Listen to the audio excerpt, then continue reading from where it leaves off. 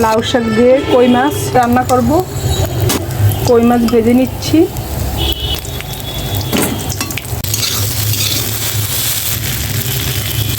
মাছের জন্য মশলা কষিয়ে নিয়েছি।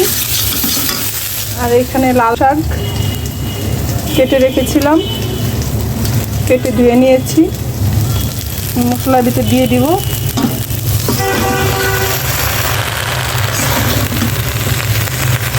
কিছুক্ষণ মশলা দিয়ে শাকগুলি কষিয়ে নেব।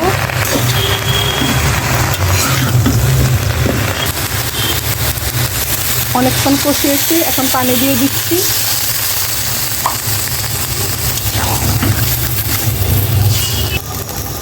এখন ঢেকে দিব শাকটা ভালো মতো সিদ্ধ হওয়ার জন্য।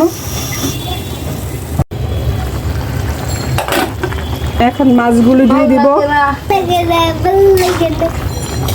এখন মাছগুলো দিয়ে দিব।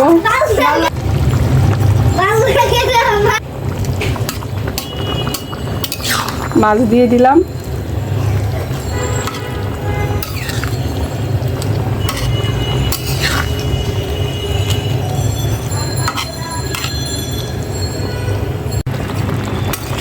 তরকারিটা হয়ে গেছে।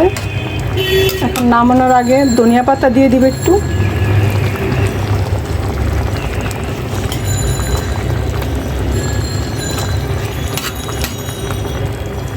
এই যে হয়ে গেল লাউ শাক দিয়ে কই মাছ।